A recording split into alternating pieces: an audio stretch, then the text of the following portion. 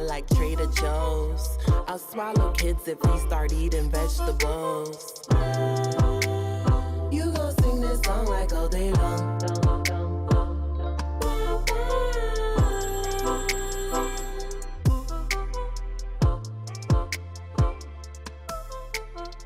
Welcome to another episode of Trans Dance. We are here in New York City at the You Are Here studios with the Miss Lovely Davina.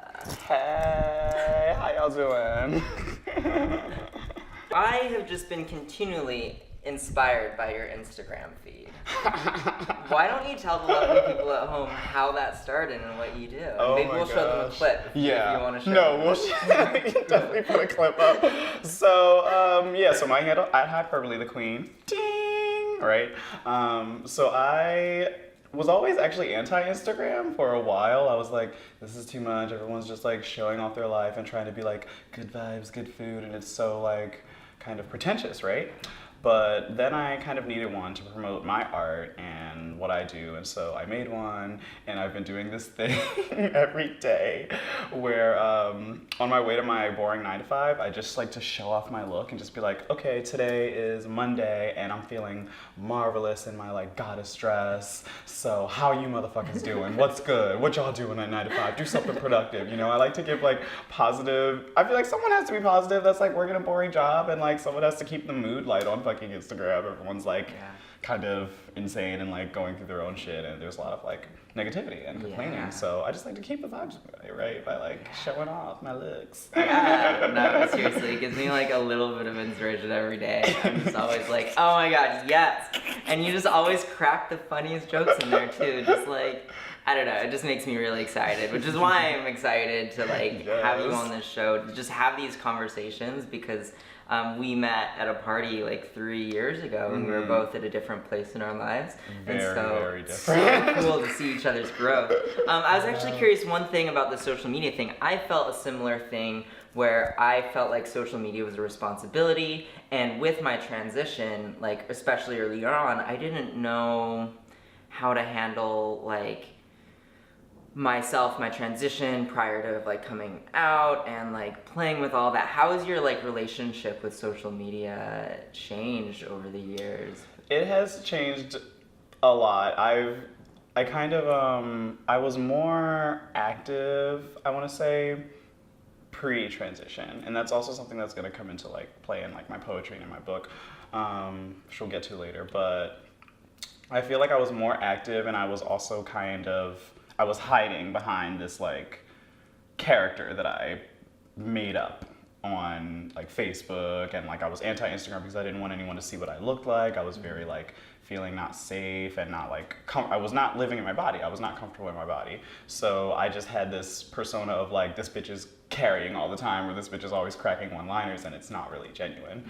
Whereas now, after I feel like I've come out of hiding and I feel so comfortable with myself, everything is genuine, and I genuinely mean it when I say like, have a nice day at your fucking 9 to 5, and like serve a look. Someone has to. And when when I'm like making my work now, I feel like I'm putting my heart into it, and I'm just ignoring everyone else's negativity, and I just like to keep it like me and my friends and see what other artists are doing and things like that. So yeah, it definitely has changed. Like 2 years ago was mind blown. Yeah, I absolutely feel that. And even though probably a lot of people at home are watching this on Facebook, I find that I do have to limit my Instagram time, and that especially in times of my transition, like Instagram, at least like the typical posts that I would see, just like seed some jealousy in my brain sometimes, or used to more. I've like noticed patterns in my life of like feeling more jealous, and I've been working on letting go of that a lot. And I feel like I have been, and I think like part of taking this journey to transition and to kind of really like come into your own body in a new way Just really just like freed up a bunch of things, and actually with that like a lot of jealousy around certain issues. I mean, it's a whole new set of things going on. Yeah. But yeah, so tell me more about your poetry and your book that you're working on. So on my page, Hyperbole, I post a lot of little glimpses of my poetry. My book is actually about my transition. It's going to be separated into 3 parts. It's called Into the Divine by Davina. It will be out in August. Ding!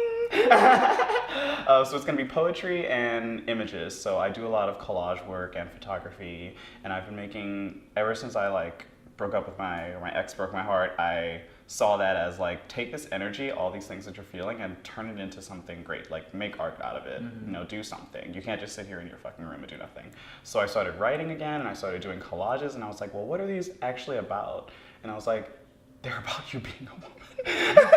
And, you know, being like afraid to be a woman. And so I just found like through my art and through writing that like, yeah, I just needed a change. I needed to like be myself, and I needed to live my life for me, because no one else is going to do that for me. And I can't rely on another human to like make me complete. That's like stupid. So yeah, my book's gonna be separated into 3 parts. There's gonna be pre-T, 2018, and post. So in the pre part, I'm writing about you know, what it was like to get my heart broken by someone I thought I was gonna be with forever, and like all my gender feels, and like you were saying, jealousy. That's a really huge motive in my book, is like chest envy, face envy, like me seeing other trans girls or like women and you know, just being like, oh my God, why is that not happening to me? Why do I look like this? Why do I have this body? Blah, blah, blah. So that's a lot in pre, and then 2018 is about what's happening now and how good I feel, and like it's more gender. We hear a lot about gender dysphoria, right? And like being uncomfortable in your body, but what I'm feeling right now is gender euphoria, and that is just so powerful, and I could like cry talking about it. But like, it's just so cool to like, when you become like what you see in your brain, or when you are in the middle of that, it's so powerful and it's so beautiful. And I wake up, I take my fucking moans at 5 a.m. when I wake up, and I just feel fucking awesome. So that's 2018, and post is gonna be more like fantasy, like what I think I'm gonna be like and doing in 5-10 years. So it's gonna be a lot of like weird sci-fi vague poetry / like, oh, when did this start happening? And people might be confused, but y'all getting it now. It's fantasy in the end, first yo. look at the seeds to all of it. But it's gonna be great. Yeah, I'm gonna self-publish it, and you guys can reach out to me on like DM or email me about that. Yeah, and we'll definitely repost some things whenever you do release that. Yes. That's really awesome. I want to get more into this idea of gender euphoria. I felt very similar recently with my transition of being like, holy shit, I'm in the body that I wanted. Like, I am actually doing this. And that little thing that used to hold me back every day or make me feel a little bit down is now gone. So I'm just curious, like, what was your journey to get there? Yeah, it was a lot of play. It was a lot of trial and error, and it was a lot of like really, really searching into myself, asking myself like, why can't you leave the house today? Why can't you wear this thing? Why do you feel like something is missing? You know? And that whole time I was beating myself up over like some, you know, like a breakup and stuff, and I was like, no, it's not about that. It's about like you. It always comes, you come first. Right. You are always most important. So I was like, what am I doing that I'm not taking care of me? And I was like, well, I'm living in my I'm living in my gender, but only in my bedroom. And I was like, that's the problem, is that like you can't leave your bedroom and you're like playing with wigs, you're wearing all these things and doing all these things that make you happy, and you stare at your body in the mirror and you're like looking at your friends' chests and bone structures and studying them and doing all these things. And I'm like, that is because you want that happiness. And I was like, girl, you want that happiness, go get it. And I was afraid because also like my family is like super, super Christian, like very, very, very, very like church mom. So yeah, I was literally afraid. And when I got to the when I got back to New York and I was like, okay, I can do whatever the fuck I want, fuck y'all, you know, it was just a release. So I see gender euphoria as just a release and love, most importantly. And we just hear so much about the negative. No one ever talks about like feeling good when you finally get your bones, or feeling good when you finally get whatever surgeries, or like, you know, even if that's not your route, just like being you.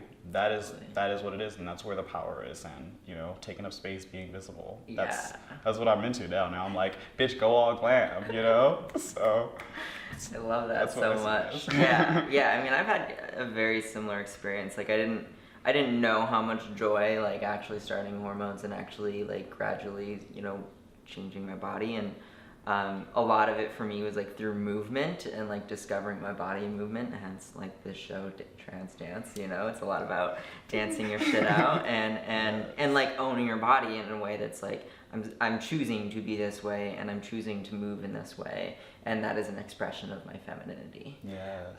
And it's just really great that you touched on that thing of like, it's almost been just a process of like falling in love with yourself. I've like, one of my like goals, it's I don't even know if it's a goal, but it's like something like, I have like 3 things that I focus on, which is like, got to make sure that I like can keep food on my table. Like, I want to do projects like this where I'm like influencing the world better for trans people, and just like sharing information that I found to be like really helpful and valuable in my own transition, my own world. And then the last is to fall in love. And what I've realized lately is falling in love is a lot about falling in love with yourself first. And that process did not come easy, but recently I have been feeling a lot of self-love. I do like appreciate this body that I have. Like, and in certain ways, I tell people there is such a thing as trans privilege. I felt the same. So like, I feel like I'm in a VIP club. Like, I feel like all trans and non-binary people, and it's not even. I feel like we're in a VIP club. We're in the club. We're up here on this pedestal, and there's this rope, and we're just, you know, we're here looking good. We're visible, and all you cis people are down there still doing the same boring shit that somebody taught you. That world is just male and female. And I was like, I'm sorry. I'm so sorry. I'm sorry. You think you're so boring. I'm sorry. Yeah, we know too much. So so speaking of love, I'm curious how dating yourself and dating. That's what I was. Oh my god, we're on the same wavelength. Another thing I had to teach myself was like how to date myself. So I got broken up with. I felt shitty, and I was like looking for love in all the wrong places. And I was like, I need to date my damn self. Like, everyone else is a side piece to you. You are your primary partner. Everyone talks about this person my partner, this person my blah blah, and I'm like, no, you are your fucking primary partner, okay? Like, you feed your damn self, you take yourself out on dates, you go to the fucking park, you make yourself some art, you know, I assume everyone masturbates. You know, like, no one knows your body and loves you like you. That's right. You know, and so when I started doing that, like in the summer when I started like really like coming to my own, being like, okay, I'm going to do this, like setting myself up, like getting the right health insurance and doing all this, I was like, I am dating myself. I was like, wow, I'm taking care of myself so wonderfully. And then like my side piece / my man came into my life, and it was at just the right time. He and I had been talking on and off for like many years, actually, like 5 years. Met him through a friend of mine at school who we now no longer talk to, but that's a long story. And he just came back, and we started texting again, and it was like real this time. And because we're both trans, we both like actually get each other on this level that you won't have, you know, like I wouldn't have that with a cis person. I wouldn't have that bond. So it was just so important to me, and I was like, I think this is it. I was like, I think this is love. Yeah. This is like true love, and I'm just so comfortable around him, and he's so sweet. And I was like, just so you know, you are still number 2, I am still number 1. Like, I was like, it will always be me. If something goes wrong, I still have me. Yeah, of course. Yeah, I think that's like an incredible message. I think just for trans people in general, like there is a lot of challenging, like it's challenging to love yourself when what you look in the mirror and see yourself is not where you want to be, and to just like give yourself that unconditional love, to tune into your own body and be like, what do I need? What do I need? Yes. And I found that like since like giving myself self-love is like shining my light, like figuring out how to like cultivate this light that's within me and just like shine it the brightest it can possibly shine. And the way I look at that is like when you have like your own light shining and you're like fucking killing it in your own world, then like that just attracts people. Yes. Yeah. It's like if I didn't have that, like no one wants to be with a dark person. No one wants to be with someone who like you're not caring for yourself. And once I started doing that, it was just like, and then like my man came in, then after other people were trying to like talk to me and slide into my DMs and stuff, and I'm like, that's because you see that I'm loving myself, and you see like, and you want that, you know, you want that, you're like, ooh, like maybe some of that will rub off on me. Yeah. And then by that time it was like, too late. You know, sorry. So yeah, it's just so important, you know, even if, you know, you're not where you want to be, you don't feel brave enough. Look for I would always tell somebody, like, look for other outlets, you know, like, look for ways to, like, you know, like, sort of manifest. Mm-hmm. So for me, that was, like, writing about what I want to look like, and, like, writing about, like, what I want my chest to look like, and drawing things, and, like, sort of making, you know, just making these things. However, and you don't have to show that to anyone, you know, like you can like write a sentence a day or like draw something weird and be like, oh, I want to look like, you know what I mean? Right. And keep that to yourself and just have that be your like motivation and something that you're doing to just like let it out until you get there, until you transcend. Until you transcend. Yes, transcendence. Nice. Speaking of transcendence, should we do another dance? Yes!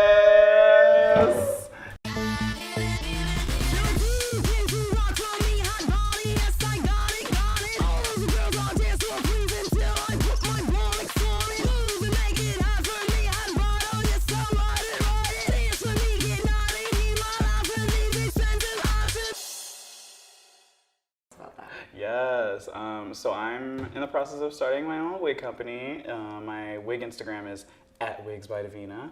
So I'm hand making human hair wigs. And by hand, I mean literally sewing track by track. They're all made with love. Like I can dye, cut, do almost anything. I'm still teaching myself. But for me, hair has been just like a very strong gender affirming thing for me. It's how, like I watched my mom growing up with all her wigs, and she was always changing her hair like every week. Mm-hmm. And now actually in hindsight, a lot of my gender feels come from my mom. And I don't know how she's gonna feel about that, but a lot of them do come from my mom, like, you know, like her skin, her like hair, and I always wanted that, and she would always like have me, you know, my hair was always short, and like I always thought it had to be that way, that it was like unkempt or not beautiful because of, you know, like my curl pattern. And now I'm growing my real hair, and I wear a lot of wigs because I like switching it up. I like fucking with people, and it just, again, like self-care and like making yourself feel good and becoming the vision of your imagination, one wig at a time. I call them my kids. I have 10 kids now. And yeah, it's just been awesome. And I hope that by hopefully August as well, I can make one more wig and then have my line out to the world for them to see. Yeah. For the girl on the go who likes to switch it up and wants to get her very first human hair wig and wants it to be really nice. Yeah, that's really cool. Yeah, that's so awesome. How did you get into wigs, and do you have like plans? Are you like wanting to start producing them more? Is it kind of more just like a hobby kind of thing? Yeah, it started off as just, I had a lot of, when I was performing more, I had a lot of synthetic wigs, and I would always like cut those myself, and I was like, what if I got like human hair, like just one time, just to say that I like did it. So I bought my first human hair wig, and then I was like, okay, this is cute, but what if I make it better? So I started playing with dyes and like cutting it, and then I bought bundles, and I watch a lot of YouTube videos, so I watch a lot of makeup and hair videos, so I'm just at home like, and they're always like, disclaimer, making a wig is not easy, as they say on YouTube, okay? Everyone's always like, oh my god, making a wig is like so easy, you can do it in like 2. No, that is a lie. That is disclaimer, it is actually not easy. So they made it look easy, and so I was like, oh, I can do this, which like I can, but it was definitely not like easy. I just started like kind of messing with it and really putting my passion into like something handmade. Yeah. And it's just it's like therapy for me. Yeah. Yeah, that's really great. Yes. That's really amazing. I can't wait to do more. Ooh, ooh. Yeah, that's Just like hair upkeep is just, I think, like important, you know? Yeah. Just like hair, skin, like just. Yeah, speaking of hair right now, these braids are beautiful. Hi. Thank you, Tamara. Yes, so since I'm on this natural hair journey, again, watching a lot of videos of girls, they're like, do a lot of protective styling, make sure your hair is moisturized all the time, just really listen to what your hair is telling you. So my hair is pretty big now. It's like, like if I were to take one of these twists, I would say my hair is about to here in this twist. Like it's pretty damn long and it's gonna get longer. And so I was like, it's too hot to be like deep conditioning all the time and like really doing this. It's about to be August and then September. So I was like, I gotta do something. So my dear friend Tamara hooked me up with these goddess braids. Wow, you really are. There's something else. I'm just like blown away. Yeah, I like to say I identify as a femme alien goddess. It's my like gender ID tag. Yeah. Facebook. That's what I prefer to be referred to as. That's funny. That's so good. That's so good. Well, what else? Is there anything else that you're pushing out into the world? Pushing out into the world? Any other pieces of political drama? Not political drama, but like, you know, if there's like one thing that you're like, you know, I would say everyone out there, stop doing this or start doing that. I would say, again, like, spread love wherever you go. And I say that every time I leave work as well. I'm always like, bye fam, I love you all, spread love wherever you go, mean it. You know, I just think with what's happening today, we need to be kind to each other, take care of yourself, and just like be aware, like watch your surroundings, like listen to the news. It's just insanity. And I just like to surround myself with my chosen family of people who love me and try to just be as safe as I possibly can and like give that to others. Like really pay attention to your family's needs. Yeah. And, you know. Yeah, I agree with that. Absolutely. It's just too much going on. Yeah, there's too much going on. Like, be kind. Please. Yeah, be kind to each other. You know, come on, be kind and dance. And dance, right? Yeah. Yes. Have you been, so you were performing, why don't you tell us a little Oh bit yeah, about that? oh my god, that was the last thing. Yeah. Mind blank. Speaking of performing, I am going to be performing at a fundraiser, a trans equity fundraiser in August. It's August 18th in Philadelphia. So I will send everyone the link to that down below. It's in like West Philly, so all my Philadelphia people can finally see me. I'm gonna just be reading poetry, and by then my book will definitely be done, and I'll be selling copies at the function as well. Cool. Ding. Yeah. Yes. Yeah. With my performances now, I try to incorporate a little bit of poetry, then a little bit of like dancing, lip syncing, like drag show realness. Yeah. I find that the hybrid of the two really is a good way for me to tell my story. Yeah, and how did you find the name Hyperbole the Queen? Oh, How did yes. the name find you? How did the name find me? This is actually a really funny story. Oh my gosh, so many years ago, I used to work at Urban Outfitters. Worst job ever. They're evil. But there were a lot of really talented artists working there and just beautiful people. So I really found my tribe there. That was like where I first found like my chosen family. So it was myself, Sarah B, who you know, Azealia the Queen, our friend Andrea, and Sydney, who didn't work at Urban, but she was roommates of Andrea. So we basically all kind of had mental breakdowns at the same time. And we were staying at Sarah B's house, and we were just coming up with a lot of like art ideas. And we were like so stone cold sober. You would have thought that we were like manic and on drugs because of what we were going through. And we had like pieces of scrap paper just laid out on the floor, and like we're writing in marker like to do, like make this happen. And actually one of the things that came to fruition other than Hyperbole, like me performing, performing and like wanting to do that. At that time, I wasn't nearly brave enough, had no wigs, didn't know anything about makeup. But we came up with my name Hyperbole because they were like, that's very you. You're always so exaggerated and like glammed up, even like in like boy drag back then, you know? Yeah. So that's how that name came to fruition. It was literally like something we just said in passing, and I was like, no, that'll never happen, you know? Yeah. And another thing that came to fruition was #BigAssWigs, which is now Wigs by Davina, and me actually making big ass wigs. And so that's, the Cosmic Treehouse and our group, we called ourselves New Fad Diet. New Fad Diet. Yes, and we still keep in contact. We're just kind of in different places right now. We're not all in Philadelphia. Cindy's doing her thing in Cali. Andrea's in Philadelphia. Sarah lives in Honduras, but is doing a residency here. So I'm reunited with her now, and we also just made a video that'll be out. Nice. What's the video about? Collab. It's a Get Ready With Me. It's like our first Get Ready with Polyana Queen. Yeah. Oh my gosh, amazing. It's gonna be You should also awesome. check Polyana Queen's Check out, Instagram. at It is Polyana next Queen. level stuff. Mm-hmm. I'm She always does a lot just of blown funky away. I'm stuff. like, how your style is just so specific and beautiful. Like Mm-hmm. it's just like I don't even understand how you Right. create things like that. I was like, how do you airbrush your legs like that, girl? Right. I want my legs to look like that. Everything is like glammed up, and they're all like these like animated things. Mm-hmm. I love it. Yeah, that's so rad. Her story is so real. Like, she really is trapped in a McMansion in Central America. Like, she not joking, That's what bitch. makes the art It's next so level. good. Like, tell your story. Like, that's another thing is listen to people's stories in their art. You know, like look at trans artists and listen to what they're trying to say through their work. That's like so important, and that's how you can educate yourself. Yeah. People are always like, especially at my job, they're like, they see like, oh, like the trans black girl is supposed to like teach you everything. No, actually there are books.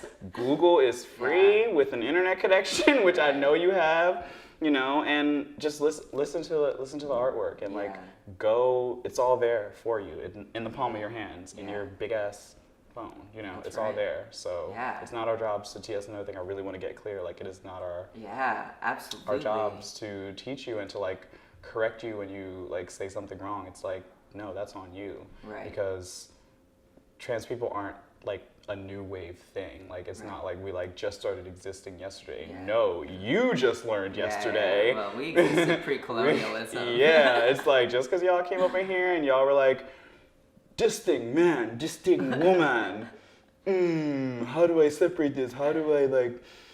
It's so. It's rough. It's so rough. It's so stupid. Yeah, So. I've kind of felt the same way. You know, like I try and make time, and I do make time for people in my life here and there who are like, look, I just like don't understand this one thing. Like, are you willing? Like, could you like explain to me? And oftentimes I do, but sometimes it's like, I don't want to get caught up in Trans 101 all the time. That is not your job title. It's and if like, it is, salary. Tell them to pay you. It costs Tell them energy. to pay you. It really does. And I make time and energy to do it sometimes, but there's only so much you can do. And so I think a big thing just for cis people to do is like follow more trans artists, read more. I mean, there's plenty. Like, we didn't like, nobody told us. Exactly. I was gonna say, like, another thing was when I was in college, I took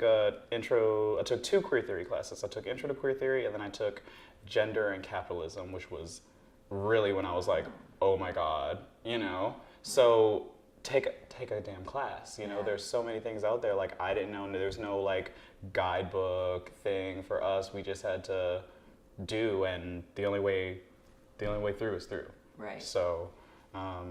Yeah. Love that. The only way through is through. That's it. Go. That's it. You can either stop and stand there and not go through, or you can keep going. Yeah, I'm like, you ain't gonna go around, bitch. Like, we've been here. Looking good. Yeah. Feeling ourselves. Nice. So what does the future hold for Davina? Ooh, what does the future hold? Well, I just want to work on art, live my life, and continue to take up space. Because I need to like do things like this I love, Like, I love being visible now that I feel like, now that I'm here, I'm like, by here I mean like this body. I'm like, I felt like I wasn't here, and now I'm like, ooh, I'm here. Now I want everyone to see me, and I want to be as loud as I can and as visible as I can, you know? And I want to take care of my trans brothers and sisters and like my family, because my family is not supportive. My family doesn't know about all this, and so, you know, my family comes first. My like chosen family comes first. Yeah. That's what I want to do. You know, I want to have books out and shows and do all that, but really just taking up space and just being present. You know? Yeah. Yes. Do you want to touch on family stuff? Like, how has family been, and what's kind of been? We can. I mean, helpful? so I don't want to, you know, whatever you want to talk about. Can, so like with my family, like they're very, very religious. We were in church Sunday, Wednesday, and sometimes on Saturday. And when I told my mom, I said like, Mom, I'm not male. She just it's kind of like a see no evil, hear no evil. It just goes over her head and she ignores it. She doesn't know that I'm on hormones. She doesn't know that I'm getting my name changed in T-2 weeks legally. Bloop. I plan on telling her. I want to tell her. I want to have that support, or have her at least just know. But she's not ready and I'm not ready. And that's fine too, you know? Like if your family isn't about that life, you still have to take care of you. You know, you can't pause things that you want to do and be there for someone who doesn't even like respect you for you and doesn't see you. I felt very unseen in Philadelphia, like in that house. So that's what it is about for me. It's like I'm first and I'm important and I'm beautiful. Yeah, absolutely. I know too, I think it's harder, especially when I came out to my family, like, I think the way they were still viewing me and the way that I still probably presented on a day-to-day was still a bit masculine, still like kind of what I was before. So I think it was kind of harder for them to see that. And I think like, as you're saying, like going out and doing it for you, I like went out and, you know, I started doing this kind of like on my own to a degree. My parents were never really like outright against it, but they were kind of like, hey, but you know, you're on your own, like we can't, like we're not, you know. And that was okay. I was, you know, in my 20s at least by that time, so I was like, yeah, I'm on my own, I can do this. But I think now, like going back after having like started hormones a couple years ago now, and like having, you know, like living in this body and like changing or transforming myself in the way that I move through this world, people see that and they get it quicker now. I think like when you're telling somebody that at that stage, they're still confused. Yes. And it takes a lot for them to understand. And I think even just seeing somebody once they reach this, like not even reach, but like when you shine your light and when they see that, I think it's gonna be really wonderful. And I've actually even had like I this summer went to a family reunion. My dad's side of the family is all Mormon. I grew up in Utah until I was 16. Gag. So we went to this family reunion. And the funny thing is, like, nobody batted an eye. Like, everyone was super sweet. Yeah. Everyone like was like, you know, using the right name, pronouns, everything. And it just goes to prove, like, even though they might have like very religious differences than I, like, if I'm going in with a sense that's like, I love you because we were family, and like I've appreciated everything you've done for me in the past, and this is not to disrespect you in any way, but this is me, and this is me living like my best life, then they see that and they're like, you know, you look happy, you look great, you look like you're like enjoying it. And I think that's something that I couldn't say when I first came out to my family, because there was a lot of pain surrounding my transition at that time. So it is really hard to you know, both come out in that phase and just like own what it is you're feeling. Yeah. So I see you and I'm just like, are you kidding me? Like, I know. like how? And especially after, you know, what I said earlier, I feel like I kind of model my femme after my mother. Yeah. You know, and she's taught me so much without like literally knowing that she taught me so much about what it is to be a strong Black woman.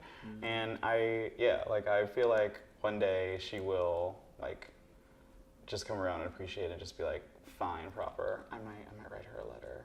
Yeah. I'm at the point where I'm like, I might just write you a letter and tell you like, hey, my name has been changed. So record a video for her. You know, record a video for her, like, hey girl. But you know, yes. Yes, but it's like that. It's like that. She is. Life goes on. Life goes on. Love. Life goes on. You choose your family. Love. Yeah, Go forward. That's right. That's right. Yeah, it's so funny that you say that too, that you see a lot of, like, you know, I definitely picked up a lot of, like, femininity. I mean, the first time, like, I painted my nails when I was a kid, you know, my mom, like, helped me, because I was like, nails, yes. oh, yeah, oh, yeah. Also gender affirming, also thing. Yeah. Like, oh, yeah. Yeah, definitely. But I was, like, looking in the mirror the other day, and it kind of was tripping me out. I was like, holy fuck, I see my mom. Like, I was like, oh, fuck, I've never seen this before in my face. Like, I haven't seen it, you know? Like, sometimes it jumped out at me, and I was like, holy shit, I do kind of look like my mom. And I'm a split, like, you know, my dad too, or my dad's side of the family, but I see it, and, you know, and I do realize that I learned a lot about femininity, and I chose, you know, like, and by growing up with her, like, I know what I'm choosing to reject and what not to reject, you know, and I get to have those decisions. So that's pretty wonderful. Yes. Yeah. So tell me about nails. You have some fabulous nails. Oh my god. Right now. Yeah. Well, I mean, minus this one that's kind of going to become a nub now, but we won't show that. We won't show mine because mine are super nails for me has become another like awesome gender affirming thing. At first, I was scared because I knew I was going to be addicted to it, and my like chosen sister was like, she does nails, and she was like, listen, if I paint your nails, this is gonna be like a problem. Like, you're gonna have to do this like every 2 weeks and you're gonna love it. And I was just like, oh, I doubt it. Like, let's just try it just this once. And back then my nails weren't long. I didn't have these claw nails, which are real, by the way. Ding! Yes, these are all me. This is all me. There's gel on top, but like, this is me. This is what I was doing in the summer while I was in my bedroom, like, reeling from being, I was like, let me curl my nails out. So she painted them that one time, and I was like, fuck, I feel like a woman. It's like, I did that and shaved my armpits, and I was like, fuck, I feel great. Like, this has to, like, you know? Yeah. But yeah, it's just like a nice affirming thing. And then when you like go to touch something, it's very like, ooh. It's like, oh, how kind of you to notice, hey. You know? And they're good for other things. Dun, dun, dun, dun. A nice little rare. But nice yeah. Just nice, you know, like nice, like affirm yourself in any way you can. Yeah. You know, you might someone might think it's silly or like not see you or whatever, but you see you first, and then the rest will follow. Will happen. I love that. I love that so much. Yeah, I mean, nails were definitely a big part of my journey. I remember the first time I like rode the subway with painted nails. I was like, you were freaking the fuck out. Yeah, you were like, people look at this. Everyone's looking at me, and nobody fucking cared. It was just like nobody cared. It was just yeah. And then after that, I was addicted too for a while. I was like, I just love having great nails, and like my friends are joking. They're just like, you always have perfect nails.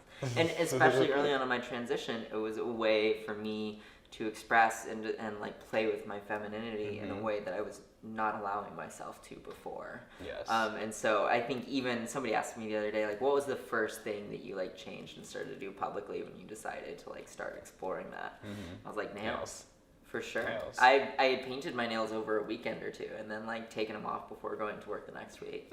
And now, you know, yeah. And so then I started doing it, and now like, and I always had like perfect nails, I think, just because I was so like ready to take them off. And now I just let them turn to absolute garbage. I will like, because you know, I'm just like doing shit with my hands too much, and then I break shit too much. Real. So that is so real.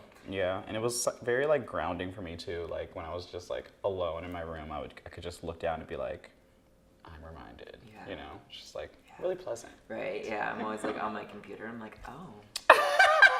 Oh, don't you look good down there? Typing in the keyboard. That's me at work. Typing with these, I'm like. You're like, oh, my nails look good. Click, click. I need this invoice. Right. I love it. Awesome. Well, thank you so much for being on this show. Absolutely. I enjoyed this conversation thanks so for much. having me. Yeah, we're gonna dance it out one last time, but we will see you all later. Mwah. Let me go, let me go again. I wanna wake up on you.